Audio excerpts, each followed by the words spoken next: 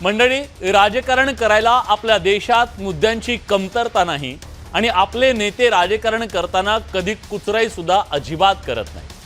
पण जेव्हा देशाच्या सीमेवर शत्रू आव्हान देऊन उभा असतो, मातृभूमी आपली संकटात सापडते, जेव्हा वेळ मातृभूमीच्या रक्षणाची असते, तेव्हा हा देश जात पात प्रांत धर्म भाषा पक्ष विचारधारा सगळं काही खुंटीला टांगून भारत म्हणून उभा राहतो। तो एका सुरात बोलतो, बोलत आलाय हा आपला आजवरचा इतिहास आहे। एक प्रसंग सांगतो। 1994 ची गोष्ट आहे। देशात काँग्रेसचं सरकार होतं, पंतप्रधान होते पी.व्ही. नरसिंहराव। पाकिस्तान जिनिव्हातल्या संयुक्त राष्ट्रांच्या मानवाधिकार आयोगात काश्मीर मुद्द्यावर भारताला घेरण्याचा आटोकाट प्रयत्न केला। तेव्हा भारताची बाजू मांडण्यासाठी पी.व्ही. नरसिंहराव यांनी विरोधी पक्षनेते तत्कालीन विरोधी पक्षनेते असलेल्या अटल बिहारी वाजपेयींना तिथं जिनिव्हात पाठवलं। सत्ताधारी विरोधी पक्षाने राष्ट्रीय हितासाठी एकत्र येण्याचा हा एक दुर्मिळ आणि अभूतपूर्व असा प्रसंग होता। वाजपेयींनी स्वाभाविकपणे भारताची भूमिका अतिशय प्रभावीपणे मांडून पाकिस्तानच्या खोट्या प्रचाराला चोख प्रत्युत्तर दिलं होतं। देशाला जेव्हा जेव्हा युद्ध लढावं लागलं तेव्हा हा देश भारत म्हणून उभा राहिला, एका सुरात बोलला। पहलगाममध्ये झालेल्या दहशतवादी हल्ल्यानंतर भारतानं पाकिस्तानला चोख प्रत्युत्तर दिलं। ऑपरेशन सिंदूरच्या माध्यमातून पाकिस्तानला धडा शिकवला। पाकिस्ताननं पुन्हा धर्मांत काढ खेळण्याचा आटोकाट प्रयत्न केला, नौटंकी केली। अशा वेळी कांगावा करून सुद्धा त्याच्या फेक नेरेटिव्हला उत्तर द्यायला 3 माणसं उभी राहिली, ज्यांनी पाकिस्तानच्या नेरेटिव्हच्या चिंधड्या उडवल्या। एक होते असदुद्दीन ओवैसी, दुसरे काँग्रेसचे नेते शशी थरूर, तिसरे होते जम्मू काश्मीरचे मुख्यमंत्री उमर अब्दुल्ला। एरवी सरकारवर जहरी टीका करणाऱ्या आणि मुस्लिम लीडर म्हणून ओळख असलेल्या ओवैसींनी पाकिस्तान विरोधामध्ये मोर्चा उघडला आणि जगाला सांगितलं की पाकिस्तान एक अशी जमीन आहे जिथून दहशतवादाचा धंदा सुरू आहे। इतिहासाचे दाखले देत पाकिस्तानच्या खोटारडेपणाची लक्तर त्यांनी वेशीवर टांगली। त्यांनी मुस्लिमांच्या नावावर पाकिस्तानच्या धर्मांध नौटंकीच्या ठिकऱ्या उडवल्या। धर्माच्या नावावर पाकिस्तानला पाठिंबा देणाऱ्या तुर्कीला ठणकावून सांगितलं, पाकिस्तानपेक्षा जास्त मुसलमान भारतात सन्मानाने राहतात। पाकिस्तानला ठणकावलं की मी मुस्लिम नंतर आधी भारतीय। ते जम्मू काश्मीरचे मुख्यमंत्री उमर अब्दुल्लांनी तिखट शब्दात पाकिस्तानचा समाचार घेतला। तो पाकिस्तानला हादरवणारा होता। पाकिस्तानचे धर्मांध अजेंडे उद्ध्वस्त करणारा त्यांचा प्रत्येक शब्द न शब्द होता। त्या संवेदनशीलतेने त्यांनी देशाची आणि काश्मीरच्या सामान्य माणसाची भूमिका मांडली। त्यांना देश मजबूत झाला। तेच काँग्रेसचे नेते शशी थरूर यांनी केलं, त्यांनी ज्या प्रकारे आपल्या अस्खलित इंग्रजीत भारताची भक्कम बाजू मांडत पाकिस्तानला आरसा दाखवला आणि त्यांची बोलती बंद केली, त्याला तोड नव्हती। आता हेच खासदार पाकिस्तानचा दहशतवादी चेहरा जगाला दाखवण्यासाठी परदेशात जाणार आहेत। त्यावरून देशात राजकारण सुरू झालंय, आरोप प्रत्यारोप सुरू झालेले आहेत। हे सगळं योग्य आहे का? या सगळ्यावर आज आपल्याला चर्चा करायची आहे बडे मुद्देच्या माध्यमातून। पण हे राजकारण घडतंय काय, जरा जाणून घेऊया खास रिपोर्टमध्ये।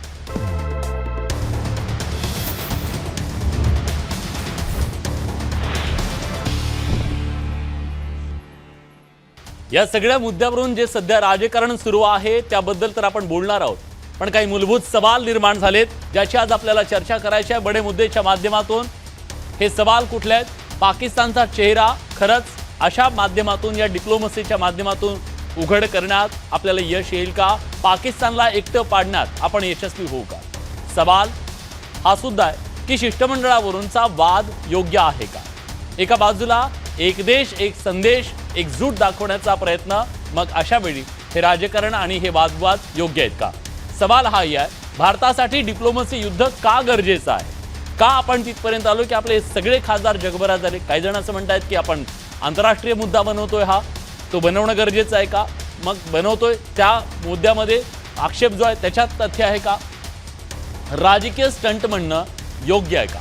कारण केवळ हे एका पक्षाचं नाहीये, हे सगळ्यांचं आहे। मग अशा वेळी याला नौटंकी राजकीय स्टंट म्हणणं हे कितपत योग्य आहे याचीही चर्चा आज आपल्याला करायची आहे। त्याचबरोबर थरूर यांच्या निवडीनं काँग्रेसचा इगो दुखावला गेलाय का? आणि मग देशाच्या पुढे इगो महत्त्वाचा की मग तिथं आम्हाला का विचारलं नाही हे महत्त्वाचं आहे, की वेगळं त्याच्या मागचं काही राजकारण आहे? हे सगळं आपल्याला समजून घ्यायचं आहे। ऑपरेशन सिंदूरवरून मवियामध्ये मतभेदाची ठिणगी पडली आहे का? कारण तीन पक्षांचे तीन वेगवेगळे विचार दिसत आहेत. याच्या मागचं नेमकं कारण काय हे सुद्धा आज आपल्याला या सगळ्याच्या माध्यमातून जाणून घ्यायचं आहे. पण एक अतिशय महत्त्वाची बातमी सुद्धा आपल्यापर्यंत पोहोचली आहे. ही बातमी सुद्धा जाणून घेऊया आपण आणि त्यानंतर चर्चेवर जाऊया. पहलगाम हल्ल्यासंदर्भात ज्योतीची सोशल मीडियावरची पोस्ट आता चर्चेत आलेली आहे. ज्योती मल्होत्रानं पहलगाम हल्ल्याच्या संदर्भात सोशल मीडियावर एक पोस्ट केली होती. त्यात ती दहशतवादी हल्ल्याचा उल्लेख करते. मात्र या हल्ल्यासाठी पाकिस्तान जबाबदार असल्याचा कुठलाही उल्लेख ती करत नाहीये. तर काश्मीरमधील लष्कराच्या सुरक्षेवर तिनं बोट ठेवलेला आहे. पहलगाम हल्ल्यासंदर्भात ज्योतीची ती पोस्ट आता सोशल मीडियावरची चर्चेत आलेली आहे. ज्योतीनं पाकिस्तानच्या ISI साठी हेरगिरी केल्याचा तिच्यावर आरोप आहे. ही नहीं बट हर उस नागरिक की रिस्पॉन्सिबिलिटी है जो घूमने जाता है, जो जिसको वॉचफुल होना चाहिए. सिक्योरिटी मैं जानती हूँ कि कश्मीर.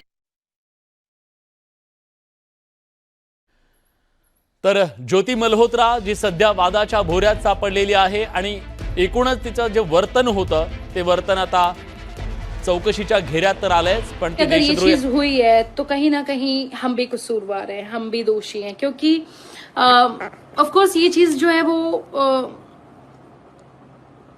हमारी बिना नॉट मतलब वॉचफुल नहीं थे हम, जिसकी वजह से ये चीज हुई.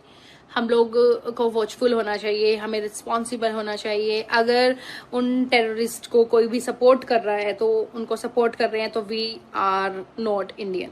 अगर हम लोग ही करप्ट हैं, हम लोग ही गलत हैं, तो वो चीज बहुत.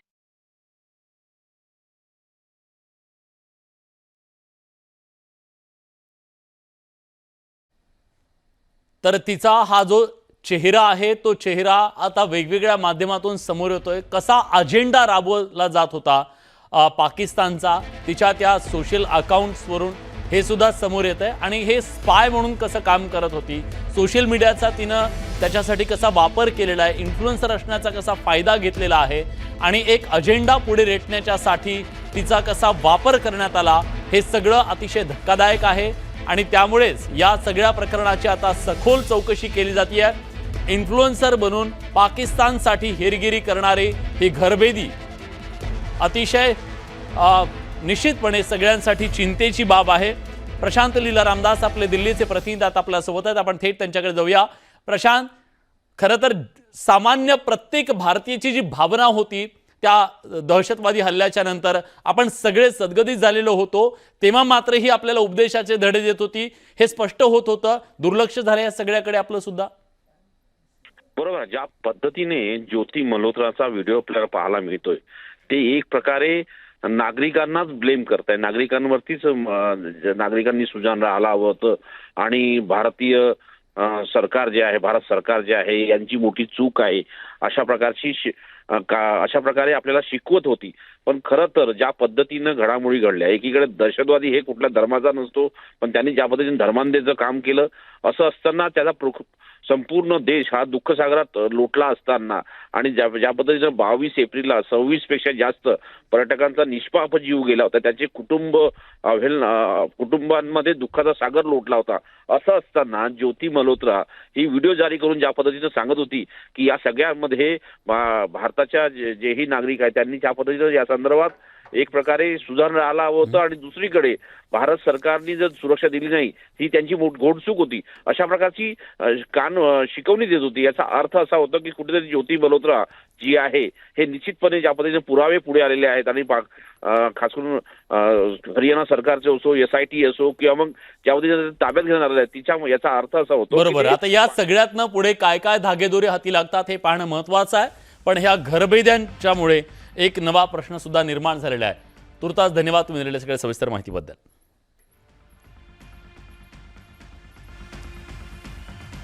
तर या सगळ्या संदर्भात आपण चर्चा करणार आहोत. आज आपण चर्चा करतोय पाकिस्तानचा हा जो चेहरा आहे, दहशतवादी चेहरा, तो दहशतवादी चेहरा जगाच्या समोर आणणं, त्याला उघडं करणं आणि त्यांची मोडस ऑपरेंडी जगाच्या समोर सांगणं, त्यांना एकटे पाडणं, याच्यासाठी केंद्र सरकारनं एक पुढाकार घेतला. शिष्टमंडळ स्थापन करून वेगवेगळ्या देशांमध्ये जाऊन भारताची ती भूमिका मांडणार आहेत. पण या सगळ्या मुद्द्यावरून जे राजकारण सुरू आहे त्याबद्दल आपण चर्चा करणार आहोत. या चर्चेत सहभागी होण्यासाठी स्टुडिओत माझ्यासोबत भाजपचे मुख्य प्रवक्ते केशव उपाध्ये जोडले गेले आहेत. केशवजी, स्वागत आहे तुमचं. आपल्यासोबत पुण्याहून आता शिवसेना उद्धव बाळासाहेब ठाकरे पक्षाच्या प्रवक्त्या सुषमाताई अंधारे आहेत. ताई, स्वागत आहे तुमचं. राष्ट्रवादी शरदचंद्र पवार पक्षाच्या नेत्या विद्याताई चव्हाण सुद्धा आपल्यासोबत जोडले गेलेले आहेत. शिवसेनेचे प्रवक्ते अरुण सावंत सुद्धा आपल्यासोबत आहेत आणि काँग्रेसचे प्रवक्ते हनुमंत पवार या चर्चेत सहभागी झालेले आहेत. पण मी सुरुवात करणार आहे ती म्हणजे सुषमाताईंपासून. सुषमाताई, मुद्दा हा आहे की आज ज्या प्रकारे आपले हे सर्वपक्षीय खासदार वेगवेगळ्या देशात जाऊन सांगणार आहेत की पाकिस्तानचा चेहरा नेमका काय आहे, पण तुमच्या पक्षासह विरोधी पक्षाला असं वाटतंय की यामध्ये तर सत्ताधाऱ्यांचा राजकीय चेहरा आहे, त्यांना याचं राजकारण करायचंय. तुम्हाला असं का वाटतं की ही सगळी नौटंकी आहे? नाही, मुळात अशा पद्धतीने जेव्हा भारत सरकारला वाटतं की नाही, आपलं म्हणणं सांगण्यासाठी आपण परदेशात काही खासदार पाठवले पाहिजेत, याचा अर्थ भारताला स्वतःला म्हणजे भारत सरकारला स्वतःला ही खात्री वाटत नाहीये का? भारत सरकार ज्या अर्थी युद्ध समाप्तीनंतर पाकिस्तानमध्ये जल्लोष होतो आणि भारतात शांतता राहते, ट्रम्प काहीही म्हणजे संबंध नसताना ट्रम्प युद्धबंदी युद्धविराम जाहीर करतात. मुळात पहलगामचा हल्ला हा आमच्या सार्वभौमत्वावरचा हल्ला होता आणि त्यानंतर पुन्हा ट्रम्पने केलेल्या युद्धविरामाची घोषणा हा पुन्हा एकदा आमच्या सार्वभौमत्वावर प्रश्नचिन्ह लावणारा होता. आता अशा सगळ्या परिस्थितीत पुन्हा एकदा जर खासदार परदेशात जाऊन सांगणार असतील तर मला असं वाटतं की आपण ठरवून म्हणजे बघा, आम्ही कसे हरलेलो नाही आहोत, आम्ही कसे जिंकलेले आहोत, हे तुम्हाला सांगायची का गरज पडतीये? मग तुमचे ते कराची ताब्यात घेतलं, इस्लामाबाद ताब्यात घेतलं सांगणारा तो सगळा मीडिया आणि ते सगळे तुमचे जे प्रवक्ते होते ते सगळे कुठे गेलेले आहेत आता? आमने भारी भरकम विजय हासिल की है असं म्हणणारे ते संबित पात्रा वगैरे हे सगळे लोक कुठे आहेत? आता तुम्हाला तुमचा आक्षेप कशावर आहे? तुमचा आक्षेप भारत जिंकला नाही असं म्हणायचं तुम्हाला? विरोधी पक्षाचे काय म्हणताय? भारत जिंकला नाही असं तुमचं म्हणणं आहे? आक्षेप त्याच्यावर आहे? भारत एक लक्षात घ्या, भारतीय लष्कराबद्दल आमच्या मनात कमालीचा सन्मान आहे. भारतीय लष्कर आणि एकूण भारताची जर ताकद बघितली तर आम्ही पाकिस्तानला कधीही लढवू शकतो. मात्र तरी सुद्धा का आम्ही ट्रम्पच्या सांगण्यावरून युद्धविराम जाहीर केला? युद्धविराम जाहीर करण्याची घोषणा आमच्या पंतप्रधानांनी करण्याच्या ऐवजी जर अमेरिकेचे राष्ट्राध्यक्ष करत असतील तर याचा दुसरा अर्थ काय काढायचा, तो अर्थ मला तुम्ही सांगा. आणि जी भाजपा एरवी विरोधी पक्षांना खिचगिंतीतच धरत नाही, एरवी जे भाजपातले अगदी छोट्यातला छोटा कार्यकर्ता शेंड्यावर शहाणा होऊन इतरांना अक्कल पाजळण्यासाठी पुढाकार घेत असतो, त्या भाजपाला आता आपण कसे जिंकलो आहोत हे सांगण्यासाठी विरोधी पक्षातल्या खासदारांची का गरज पडते? ठीक आहे, केशव उपाध्यायची काय गरज आहे तुम्हाला? विरोधी पक्षाचे हे खासदार तुमचा डंका वाजवण्यासाठी हवे आहेत का, असा त्यांचा सवाल आहे. अगदी अगदी अगदी कशासाठी हवे? ताई खूप अनुभवी आहेत. त्या म्हणाल्या की भारत जिंकलाच कुठे, पाकिस्तानात आनंद आणि इकडे काही भारत जिंकला सांगायची गरज काय, की जिंकला कुठे, अशा प्रकारचं मगाच सगळं वक्तव्य होतं. अहो खरं ताई, भारताचा अत्यंत दणदणीत विजय खरं या सगळ्या विषयात झालाय. आपण आपले मतभेद काही असो, पण जे सैन्याने ताई माझं पूर्ण होऊ द्या, ताई माझं पूर्ण होऊ द्या, ताई मी तुम्हाला बोललो नाही. असं आहे की ज्या आपल्या खरं म्हणजे हा एक अत्यंत वेगळ्या पद्धतीचा आणि अत्यंत मोठा विजय, तो राजकीय पातळीवर, तो सामाजिक पातळीवरती, तो जगातल्या डिप्लोमसीच्या पातळीवरती आणि प्रत्यक्ष युद्धाच्यावरती एक अत्यंत व्यावसायिक पद्धतीने आपण हे यश मिळवलं. पाकिस्तानचे एअरस्ट्रीप उद्ध्वस्त केल्या, दहशतवाद्यांचं जे सगळ्यात मूळ टार्गेट होतं ते सगळं उद्ध्वस्त केलं आणि एक मोठा विजय मिळवला. खरं म्हणजे या विजयाचं एक आपण सर्वांनी मिळून त्याचं खरं तर स्वागत करायला पाहिजे होतं, पहिली गोष्ट. पण ठीक आहे, आमचं मन तेवढं मोठं नाही, आम्ही कद्रू मनोवृत्तीचे आहोत, त्यामुळे आम्हाला हा मोठा विजयसुद्धा आम्हाला दिसत नाही. कसला विजय असा प्रश्न या देशातल्या काही जणांना पडू शकतो, हे स्वाभाविक आहे. ते त्यांच्या कद्रूपणाशी मला त्याच्या काही देणे घेणे नाही. एक दुसरं त्यातलं असं आहे की हा विजय आम्ही जगाला सांगायला चाललो नाही आहे. प्रश्न असा आहे की पाकिस्तानच्या दहशतवादी कारवाया कशा पद्धतीने सुरू आहेत आणि एक सगळ्यात महत्त्वाची भूमिका असते, मगाशी तुम्ही तो उल्लेख केलात, तो महाभारतातला प्रसंग होता आणि ती खरं भारताची संस्कृती आहे की वयम पंचाधिकम शतम, की ज्यावेळी आम्ही संकट असतं, ज्यावेळी धर्मराजा, ज्यावेळी धर्म अर्जुनच्या मधला तो संवाद आहे की ज्यावेळी एक विरोधक समोरून चालून येतो त्यावेळी पांडव कौरवाच्या मदतीला जातात आणि सांगतात की त्या सगळ्याच्यामध्ये आपण सगळे एक आहोत, 105 आहोत संकट आलं तर. नेमकी तीच परिस्थिती खरं तर अशी असली पाहिजे. आणि अटलजी खरा उल्लेख आहे, तुम्ही अर्धा थोडा उल्लेख पूर्ण नाही केला तो. अटलजी तर त्या शिष्टमंडळ नेतृत्व करत होतेच 94 साली, पण त्यावेळी सुद्धा इतर काही शिष्टमंडळ इतर देशामध्ये नरसिंहरावांनी पाठवली होती.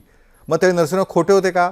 आज कदाचित काँग्रेसला नरसिंहरावांचं लिगसी नको आहे, त्यामुळे ते कधी खोटे होते म्हणू शकतात. पण एक ज्यावेळी देशावर संकट येतं ते आम्ही सगळे एक आहोत ही भूमिका आपली सगळ्यांची असली पाहिजे, राजकीय मतभेद विसरून. आणि दुसरं असं की जगासमोर जाताना आम्ही एक आहोत या सगळ्या विषयातली ही त्यातली खरं तर मोठी भूमिका आहे. मला वाटतं की त्याचं स्वागत करायला पाहिजे होतं. पण नेमकी आम्ही पाकिस्तानचीच भाषा बोलतो आहोत. आज राहुल गांधी दुर्दैवाने तीच भाषा बोलतायत जे पाकिस्तान, जगातल्या कुठल्याही देशाने प्रश्न उपस्थित नाही केला, पण पाकिस्तानने म्हटलं की आम्ही भारताचे काही विमानं पाडली. नेमका तोच प्रश्न राहुल गांधी विचारतात. राहुल गांधी सातत्याने भूमिका मांडतायत. तुम्हाला आठवण करून देतो, डोकलाममध्ये ज्यावेळी सैन्य चीनी सैनिकांसमोर उभं होतं त्यावेळी राहुल गांधी चीनी दूतावासामध्ये डिनर डिप्लोमॅसी करत होते. का हो त्यावेळी ते असे काय गरज लागली होती? दुसरं त्या सगळ्याच्यामध्ये ज्यावेळी एअर स्ट्राईक केला पहिल्यांदा भारताने, त्यावेळी सुद्धा काँग्रेससह विरोधकांनी त्याचे पुरावे मागितले. यावेळी सैन्याने ती जागाच ठेवली नाही, पुरावे पण दिले, सगळ्या गोष्टी ठोकपणे सांगितल्या.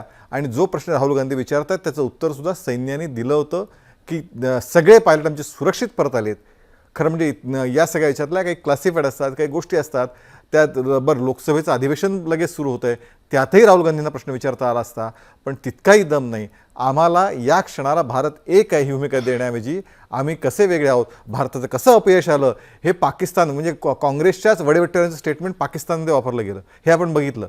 आणि म्हणून या प्रकारची भूमिका ही जी आहे ती खरोखर काँग्रेसला खरंच राजकारण करायचं आहे का हे काँग्रेसने ठरवलं पाहिजे. ठीक आहे हनुमानजी, त्यांचा मुद्दा आहे की तुम्ही राजकारण करताय, संयम तर तुम्ही या सगळ्यामध्ये आतापर्यंत बाळगला होता, पण आता तुमचा संयम सुटत चाललाय का? जे पाकिस्तान सांगतंय ते तुम्ही विचारताय असं त्यांचं म्हणणं आहे. तुम्हाला त्यांचा हा दावा, त्यांचं हे म्हणणं तुम्हाला पटतंय का?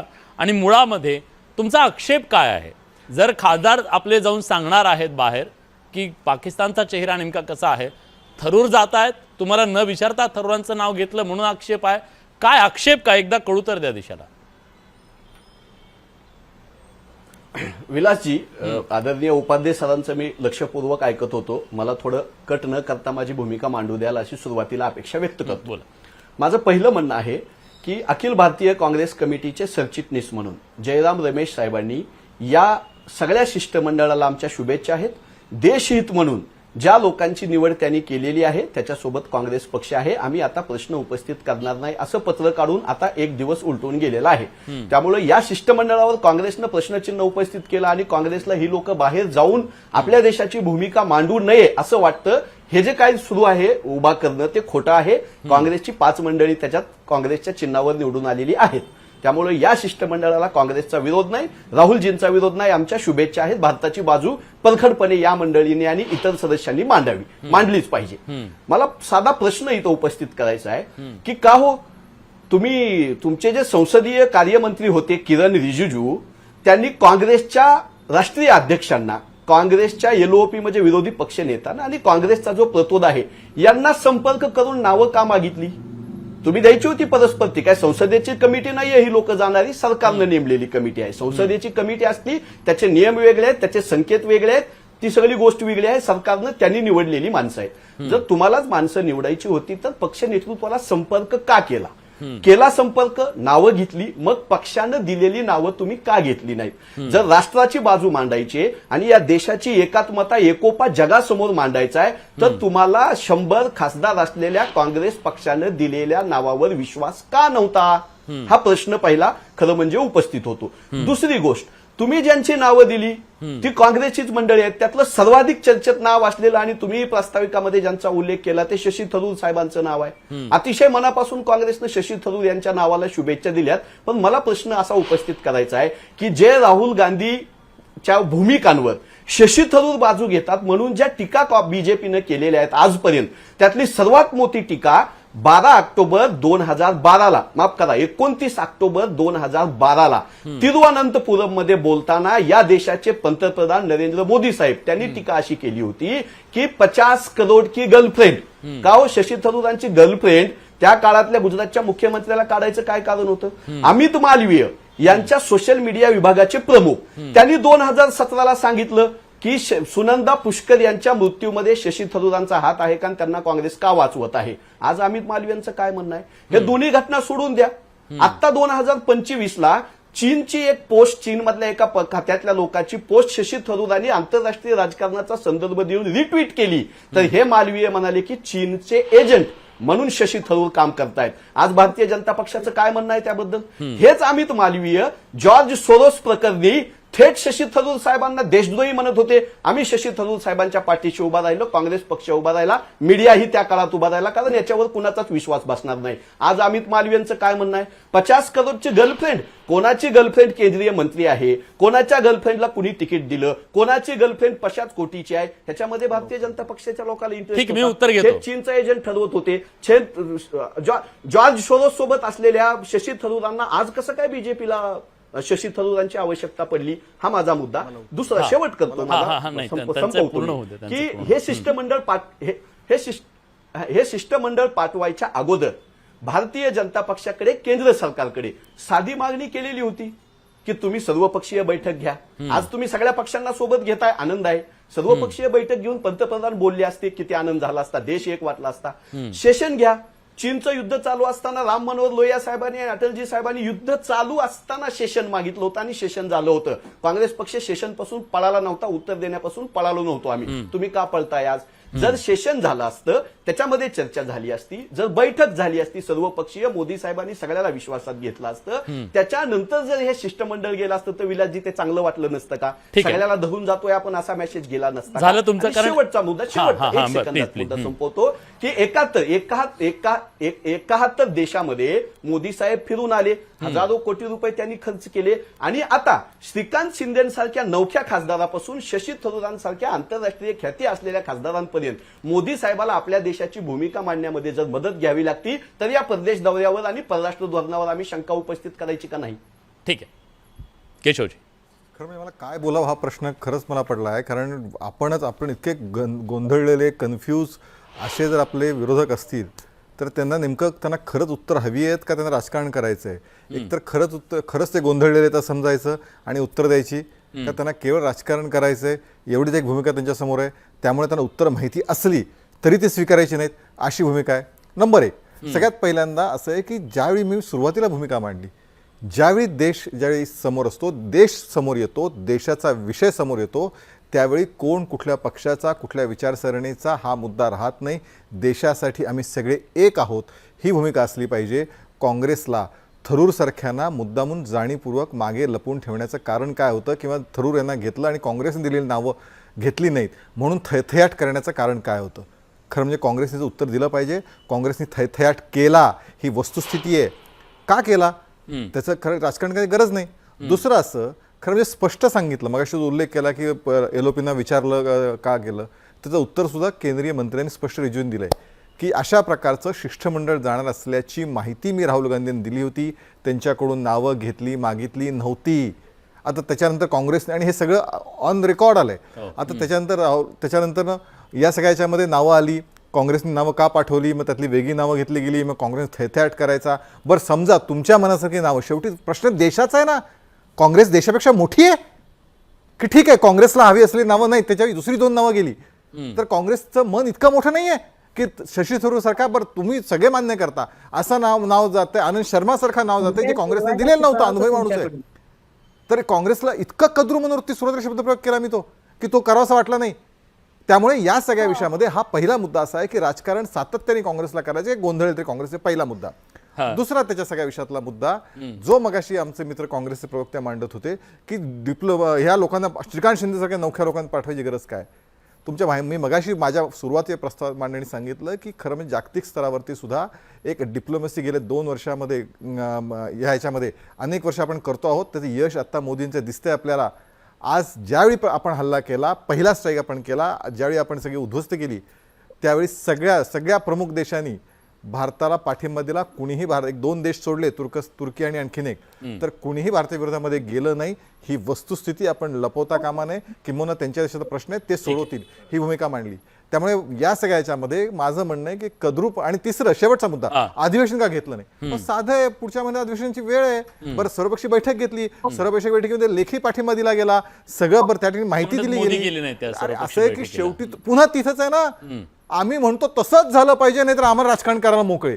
असं माहिती मिळणं महत्वाचं आहे. ठीक आहे. मला विद्यार्थ्यांना चर्चेत आणायचं.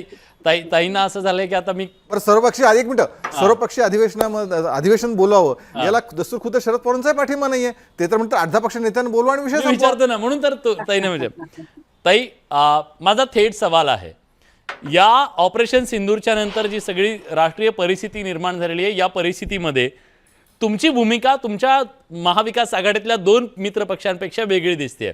पवार साहेब तर थेट म्हणाले, स्थानिक पातळीवरचं राजकारण देश पातळीवरच्या या सगळ्या भूमिकांमध्ये आणता कामा नये. कान टोचलेत आज संजय राऊत यांचे त्यांनी एक प्रकारे. तुम्हाला असं वाटतं का की विरोधकांमध्ये या सगळ्या मुद्द्यावरून मतभेद आहेत आणि ते जगाच्या समोर आलेले आहेत? नाही, मला एकच सांगायचं आहे की विरोधकांचं कुठल्याही प्रकारे मतभेद आहेत असं आपण जे जगजाहीरपणे चर्चांमध्ये आणतोय ते चुकीचं आहे. आता काही मुद्दे उपस्थित केले काँग्रेसने, तेही महत्वाचे आहेत, परंतु आमच्या पक्षाची भूमिका शरद पवार साहेबांनी स्पष्टपणे मांडलेली आहे. आणि सुप्रियाताई आमच्या प्रतिनिधी म्हणून जात आहेत. दहशतवादी कारवायांना जगाला जे काय आपल्याला एकमुखाने सगळ्यांनी सांगायचं, म्हणजे विरोधक आम्ही आहोत ना, देशात आम्ही आहोत. आणि भाजप तर आमच्यावर कायम, आता भाजप जर काँग्रेसच्या जागी असती तर भाजपने किती थैथयाट केला असता हे विचारायला पाहिजे खरं तर. परंतु ते कोणीच विचारत नाहीये. तर माझं म्हणणं काय की आपल्याला जर काय दहशतवाद पाकिस्तानचा जगासमोर आणायचा असेल तर आपल्या सर्व खासदारांनी, म्हणजे ते विरोधी खासदार जरी असले तरी त्यांनी सगळ्यांनी एकत्रपणे तो जगापुढे आणला पाहिजे. आणि त्यासाठी निश्चितच राष्ट्रवादी काँग्रेसची भूमिका ही आम्ही मांडलेली आहे. आणि मला असं वाटतं आता ही वेळ सगळ्यांनी एकत्र येण्याची. आणि खरं तर काँग्रेसने पण ते वारंवार सांगितलेलं आहे की प्राईम मिनिस्टर साहेब जो निर्णय घेतील त्याच्यासोबत आम्ही आहोत, आम्ही मिलिटरी सोबत आहोत, आम्ही आर्मी सोबत आहोत, आम्ही देशासोबत आहोत. आणि असं सगळं असताना आणि सगळेजण एकत्रितपणे जात असताना काही वादविवाद होणं, म्हणजे ते शेवटी विरोधक आहेत, त्याच्यात होणं शक्य आहे. त्यामुळे त्याचं तुम्ही हे तर मान्य करताय की विरोधकांमध्ये एक वाक्यता नाहीये या मुद्द्यावरून? किमान नाही, मला असं वाटत नाही एक वाक्यता आहे असं. पण काही ठिकाणी भाजपने राजकारण केलेलं आहे आणि काही जणांना वाटतं तुम्ही जवळ चाललात भाजपच्या, असं एक एक पाऊल. नाही, आम्ही काय भाजपच्या जवळ वगैरे जात नाहीये. परंतु मला एवढंच सांगायचंय की विरोधक एकत्र आहेत आणि एकत्र राहतील. आणि निश्चितच जगापुढे जेव्हा आपण सगळेजण एक देश म्हणून येतो तेव्हा आपली सगळ्यांची भूमिका एकच असेल की अतिरेक्यांनी जे हल्ले केले, खास करून पेहलगामला जे 26 जणांचा बळी घेण्यात आलेला आहे, त्यामध्ये आपण सगळेजण एक आहोत. आणि असे अतिरेकी हल्ले याच्या पुढे भारत खपवून घेणार नाही. सगळे अतिरेकी अड्डे हे उद्ध्वस्त केले जातील. आणि तो संदेश जगासमोर देण्यासाठी आम्ही सगळे एकत्र आहोत. विरोधक असलो तर आम्ही देशामध्ये संसदेमध्ये जो विरोध करायचा ते करू, परंतु या क्षणी तरी आम्ही सगळेजण एकत्र आहोत. ठीक आहे. अरुण सावंत आता आपल्या सोबत आहेत. मला त्यांना विचारायचं आहे, अरुणजी, खरं तर तुमचे नेते सांगतायत की आम्हाला ही संधी मिळाली, खूप मोठी गोष्ट आहे.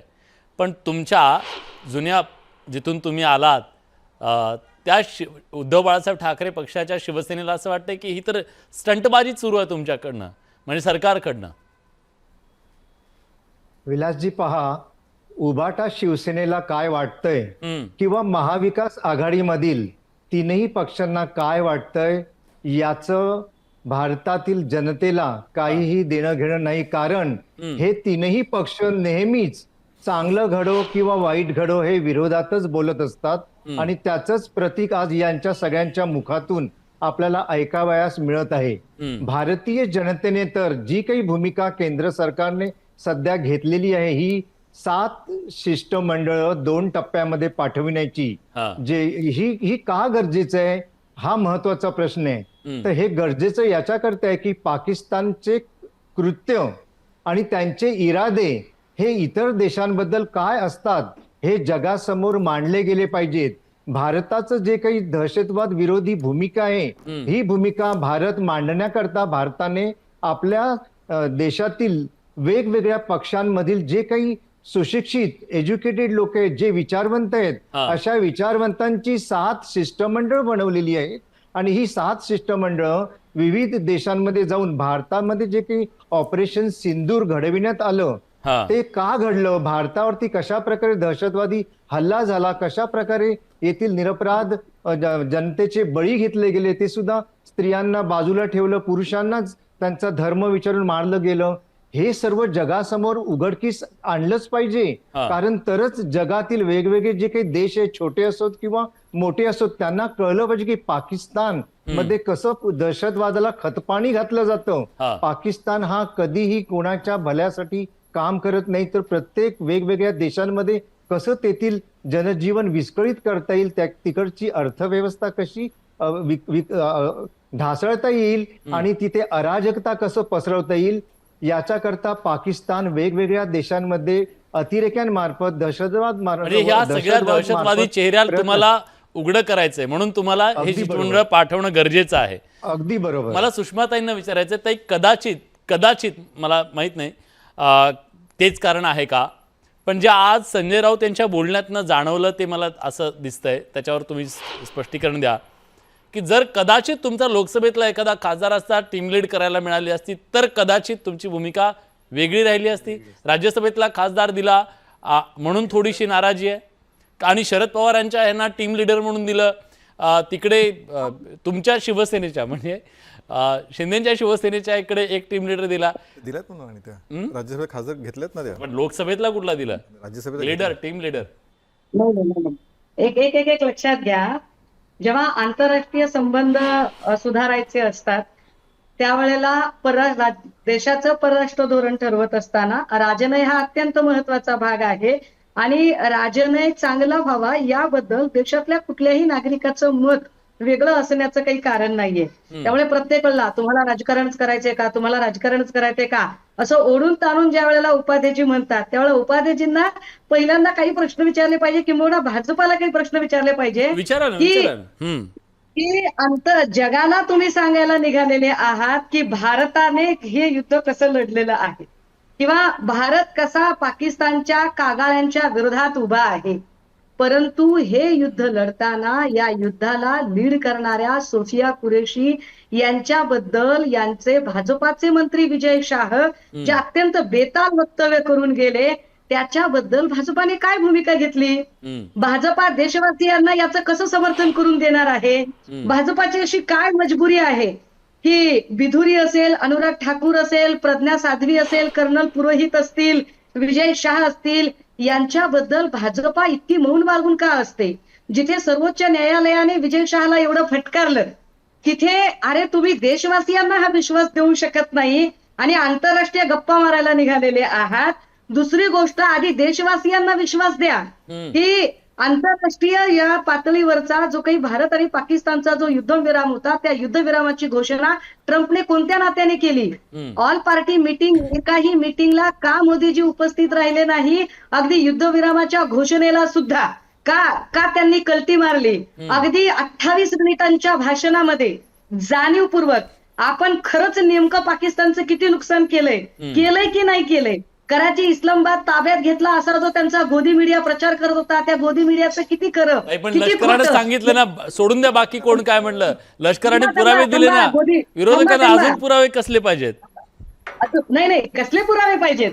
अरे तुम्ही फिलाडेल्फियाचं चित्र इकडचं चित्र म्हणून दाखवता, तुम्ही युक्रेन मधलं स्टेडियम हे काय भाषा बोलताय तुम्ही ताई? सैन्याबद्दल इतका अपमान, ही उद्धव ठाकरेंची भूमिका अधिकृत ताई? मी तुमच्यामध्ये बोललो नाही, प्रश्न नाहीये ताई. तुम्ही थेट कुठली भाषा वापरताय? फिलाडेल्फियाला चित्र इथलं म्हणून दाखवता, आपल्या सैन्याचा अपमान करताय, या देशाच्या सैन्याचा अपमान करण्याची भूमिका तुम्ही घेताय. ही उद्धव ठाकरेंची भूमिका आहे का? त्या बोलल्यात असं नाहीये, त्या बोलल्या कुठला तरी फोटो काढून कुठे लावता, हे या सैन्याने आपल्या सैन्याचा अपमान केलाय, हे बरोबर नाही. हे बरोबर नाही ताई. उद्धव ठाकरे सरकारची भूमिका आहे का की तुम्ही जाहीरपणे म्हणताय कुठला तरी फोटो काढून कुठे दाखवताय?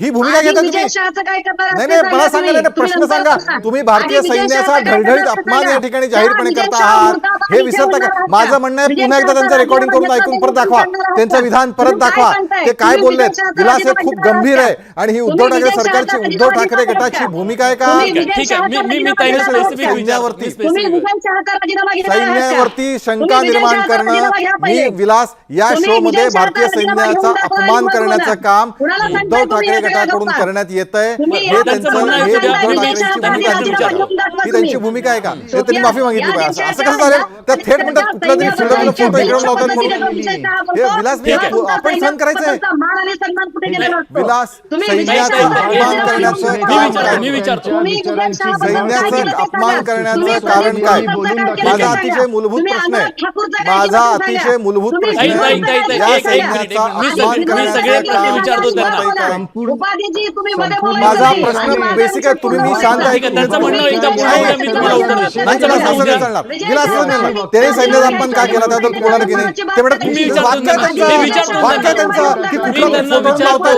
ही मी त्यांना भाषा आहे? विचारतो. या सैन्याचा अपमान करता तुम्ही अशा पद्धतीने कुठला तरी फोटो आणून इथे लावता. हे सैन्याबद्दलचं तुमचं विधान आहे? ही भाषा आहे तुमची ताई? ताई माझा तुमचा आदर आहे, पण या सैन्याबद्दल जर ही भाषा तुम्ही करणार असाल तर ते योग्य नाही. या सैन्याने पराक्रम गाजवलाय, त्या सैन्याचा अपमान तुम्ही करता ताई. कुठला तरी फोटो आणून कुठेतरी लावता. ही भाषा कुठली आहे? हे तुमची भाषा आहे, तुमचं वाक्य आहे. या शो मधलं तुमचं वाक्य आहे ताई. हे वाक्य काढून बघा. येतो एक मिनिट. कुठला तरी विषय काढून करताय. नाही नाही नाही प्लीज मी थांबा. मला ताईंना विचारा. मला या आधी ताईंनी सांगितलं पाहिजे हे सुषमाताई वाक्य कुठलं आलं. सुषमाताई सुषमाताई ताई ऐका ना, ताई ऐका ना. तुम्ही माध्यमांबद्दल टीका करा, काही हरकत नाही. तुम्ही राजकीय नेत्यांबद्दल टीका, काही हरकत नाही. पण सैन्यानं जे दाखवलं त्याला खोटं म्हणणं हे योग्य आहे का? हे अपमान आहे सैन्याचा. याचं माफी मागितली पाहिजे. हे बघा हे काय चाललंय तरी ही सुषमाताईंनी खूप चुकीची भूमिका मांडली आहे. विलास या शो मध्ये मला राहणं योग्य नाही वाटत. जर सुषमाताई सैन्याचा अपमान करत असतील तर ते त्यांचं विधान आहे. ते आता पळवाट कांगावा करतायत. त्या पळवाट कांगावा करतायत. त्यांचं विधान आहे कुठला तरी फोटो काढून कुठे राहून दाखवायचा. सैन्याचा हा अपमान करणाऱ्या सुषमाताईंना या शो मध्ये मी सहभागी होणार नाही. सैन्याचा अपमान करणाऱ्या सुषमाताईंच्या शो ज्या शो मध्ये मी विचारतो.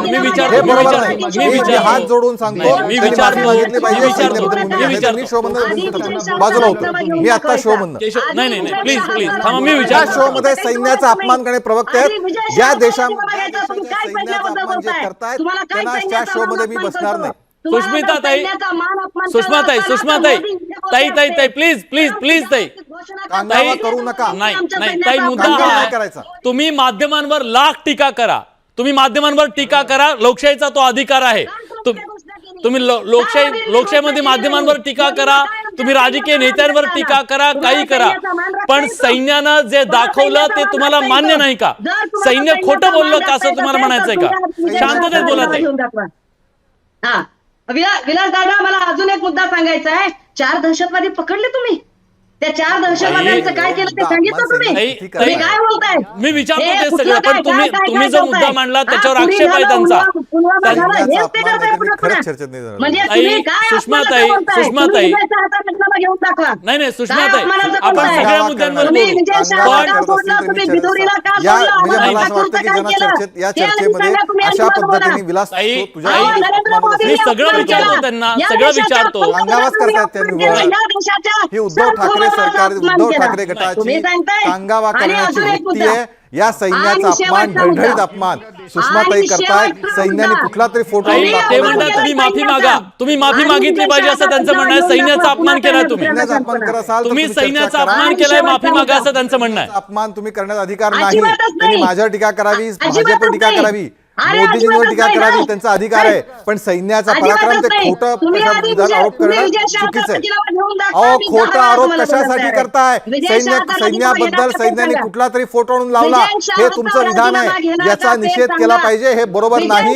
आम्ही माफी मागित नसाल विलास मी या शो मधून थांबतो. ज्या शो मध्ये उद्धव ठाकरे गटाचे लोक सैन्याचा अपमान करतात त्यांच्या शो मध्ये मला राहण्यात इंटरेस्ट मी विचारतो त्यांना. ताई ठीक आहे एक मिनिट. एक मिनिट नाही नाही नाही मी काँग्रेस नाही प्लीज थांबा ही पद्धत नाही. नाही पण त्यांच्यावर आपल्याला मी प्रश्न विचारतोय त्यांना मी त्यांना प्रश्न सांगण्यावा करतात विचारतोय ना फक्त, उत्तर देत नाही. ते स्वतःचं विधान दाखवा काढून परत, ते म्हणाला की नाही. नक्की दाखवू ते त्यांचं विधान सुद्धा दाखवूया. काँग्रेसचे हनुमंत पवार आहेत, मला त्यांना विचारू द्या. यांच्या भूमिकेबद्दल ते सहमत आहेत. मी जातो, त्यांना थोडं शांत होऊ द्या. शांत व्हायचा प्रश्न काय काय हे चालू आहे का इथे? इतकं तुम्हाला भान नाही?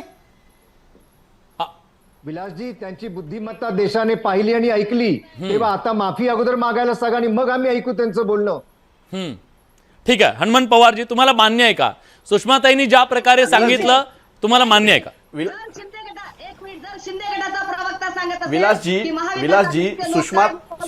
सुषमाताई काय बोलल्या? हॅलो, शिंदे हा पक्ष आहे, आधी बोलायला शिका तुम्ही. हॅलो, हा हनुमंतजी बोला. हॅलो, विलासजी, सुषमाताई काय बोलल्या त्याचं उत्तर द्यायला त्या समर्थ आहेत, तिथं आहेत, तुम्ही त्यांच्याकडून घ्या.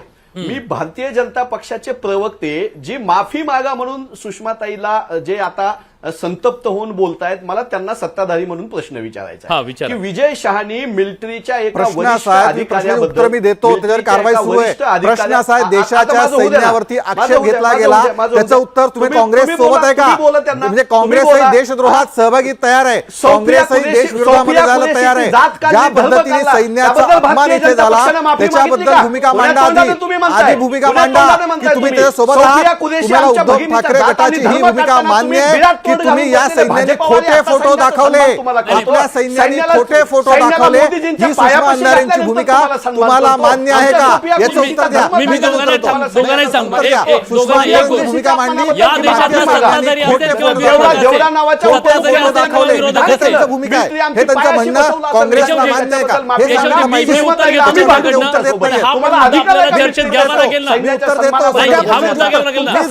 सोफिया कुरेशीचा अपमान होत असेल तर मी सैन्याचा अपमान नाही ना. मी तर उत्तर देतो, पण कुरेशीचा अपमान असला सैन्याचा अपमान आहे. पहिल्यांदा याचं उत्तर दिलं पाहिजे की भारतीय सैन्याने फोटो खोटे दाखवले. याचं उत्तर हे जे सुषमाताई म्हणाल्या ते हनुमंत पवारला काँग्रेसला मान्य आहे का? सुषमाताईंची ती भूमिका आहे, उद्धव ठाकरेंची भूमिका आहे, हे मांडलं पाहिजे. त्याशिवाय हा इथे ढळढळीत आपण शो मध्ये होतो आणि आपण गप्प बसतो. ठीक आहे. माझा वेळ संपलाय. एक मिनिट प्लीज जर तुम्हाला फरक पडत नाही तर महाविकास आघाडीचे खासदार कशाला घेतले? प्लीज सुषमाताई मी त्यांना सवाल विचारतो, मी त्यांना प्रश्न विचारतो, 100% विचारतो, मी 100% त्यांना विचारतो. पण ताई प्लीज तुमच्याकडून तुमचे कोणते फोटो खोटे वाटले सैन्याने दाखवलेले? प्लीज एकदा सांगा, सैन्याने दाखवलेले कुठले फोटो तुम्हाला खोटे वाटले? माझा भारतीय सैन्याबद्दल माझ्या मनात नितांत आदर आहे. भारतीय सैन्याच्या पत्रकार परिषदेवरच फक्त माझा विश्वास आहे. माझा मुद्दा भारतीय सैन्याच्या आधी युद्धविरामाची घोषणा ट्रम्पने का केली हा भारतीय सैन्याचा अपमान आहे. ज्या विजय शहाने सोफिया कुरेशींच्या बद्दल गलिच्छ वक्तव्य केलं त्या विजय शहाचा राजीनामा विजय शहा काय करायचं करू, पण तुम्ही इथे उद्धव ठाकरे तुम्हाला पण भूमिका स्पष्ट करावी लागेल. सोफियांचा अपमान ज्यांनी केला त्याच्याबद्दल तुमची भूमिका काय? तुमचा माणूस आहे तो. त्याच्यावरती ऑलरेडी केस दाखल आहे, पण इथे जाहीरपणे टीव्हीवरती भारतीय सैन्य खोटे फोटो दाखवतं असा आरोप सुषमाताई करतात. उद्धव ठाकरे कशा पद्धतीने मान्य करायची हो? मी दोघांनाही थांबवतोय. तुम्ही बोलला ताई. विद्याताई प्लीज. जाहीरपणे यांनी माफी मागायला पाहिजे होती. यांनी सगळ्या आर्मीचा अपमान केलाय, सोफिया कुरेशींचा अपमान केलाय. भाजपने त्यांची माफी मागायला पाहिजे आधी. आम्हाला कसली माफी मागायला सांगताय? ठीक आहे. अरुण सावंत काय प्रकार आहे? अरुण सावंत तुम्हाला वाटतं का माफी मागितली पाहिजे? माफी नसेल मागं सैन्याचा खोटा फोटो, सैन्याने खोटो फोटो दाखवला अशा प्रकारचा आरोप सुषमाताईंनी या कार्यक्रमात केलाय. त्याच्याबद्दल त्या माफी का मागत नाही? उद्धव ठाकरे, संजय राऊत यांची हीच भूमिका आहे का? हे खरं तर या ठिकाणी स्पष्ट व्हायला हवं. ठीक आहे. पण सोफिया बद्दलची तुमची भूमिका सांगा. तुम्ही त्याच्याबद्दल माफी मागताय का? सोफिया अरे प्रश्नच नाही, त्याबद्दल ऑलरेडी केस दाखल झाली हो, ती सगळी चौकशी सुरू आहे, सगळ्या गोष्टी होणार. माफी मागितली पाहिजे ना देशाची. तुम्हाला सैन्याबद्दलचं प्रेम आहे. अरे सोफिया सारख्या अतिशय प्रतिभावान अधिकाऱ्याला समोर आणण्याचं काम सोफिया सारखे असंख्य प्रतिभावान या सैन्याचे अधिकारी आहेत. हा. हे आपण मान्य केलं पाहिजे ना. हे मान्य न करता त्यांना ती संधी देत सगळ्या गोष्टी पुढे येत आहेत त्या लष्कर संधी देत आहे ही वस्तुस्थिती आहे. पण अशा वेळी सैन्य त्या बोलतायत ना सैन्यच ते. खोटा फोटो टाकतंय. अशा प्रकारे भूमिका घेणाऱ्या सुषमाताई तुम्ही माफी मागणार का? नाहीतर ही भूमिका उद्धव ठाकरे गटाची आहे असं म्हटलं जाईल. सुषमाताई तुम्ही माफी मागितली नाही, पण पाहिजे. एक तुमचं एक विधान मात्र आहे. गोष्ट आहे, सत्ताधारी असो किंवा विरोधक असो, या सगळ्या मुद्द्यावरून राजकारण करतायत हे मात्र आज समोर गेलेलं आहे. पण या सगळ्यात सैन्य आपलं शौर्य गाजवत असताना राजकीय नेत्यांनी मात्र निश्चितपणे त्या शौर्याचा सन्मानच केला पाहिजे. सत्ताधारी कुठला तरी नेता उठतो आणि तो त्यांची तुलना कुणासोबत तरी करतो, वादग्रस्त वक्तव्य करतो आणि पुन्हा विरोधक सुद्धा पुरावे मागतात. हे सगळं सैन्याच्या जे मनोबल आहे त्याच्यावरती परिणाम करणार आहे. राजकीय नेत्यांनी याचं भान निश्चितपणे बाळगलं पाहिजे. लोकांना काय वाटतं, प्रेक्षकांचं काय मत आहे बघा. पाकच्या भांडाफोडीचे प्रयत्न खासदारांच्या शिष्टमंडळाचं गेल्यानंतर यशस्वी होतील का, हा आपण प्रश्न विचारलेला होता. तर 60% लोकांना होय वाटतंय, 40% लोकांना नाही असं वाटतंय. पण या चर्चेच्या माध्यमातून आज आपण आपली भूमिका मांडली, त्याबद्दल सगळ्यांचे मनापासून आभार. बडे मुद्द्याच्या चर्चेत आपण इथेच थांबतोय. धन्यवाद.